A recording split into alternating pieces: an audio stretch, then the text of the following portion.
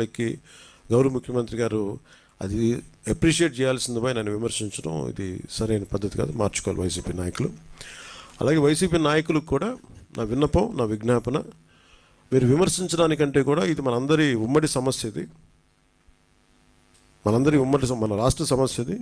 So మీరు కూడా నడుము వంచి, మీరు కూడా బయటకు వచ్చి, మీరు కూడా సహాయక చర్యల్లో పాల్గొనాలని మనస్ఫూర్తిగా కోరుకుంటా ఉన్నాను. అలాగే గత 2-3 రోజులు నేను కనిపించట్లేదు అది అని మాట్లాడుతాను. ఒకటి చెప్తాను, ఇప్పుడు నేను వస్తే నాకు ఇబ్బంది ఏంటంటే ఈ సహాయక చర్యల్లో ఇబ్బంది పడిపోద్ది. ఒకసారి అందరిని మీద పడటం, దానివల్ల అధికార యంత్రాంగానికి కూడా ఒత్తిడి అవుద్ది. దానివల్ల నన్ను వాళ్ళు చెప్పడం వల్ల రాలేకపోయాను. అది నిన్న మీకు క్లియర్ కట్గా తెలియజేశాను. ఇంకా దీన్ని విమర్శించాలని ఎవరన్నా వైసీపీ నాయకులు అనుకుంటే భవిష్యత్తులో ఎప్పుడైనా సరే మీరు నాతో పాటు రావచ్చు, ఎక్కడికైనా సరే నాతో పాటు నా కాన్వాయ్లో తీసుకెళ్తాను మిమ్మల్ని.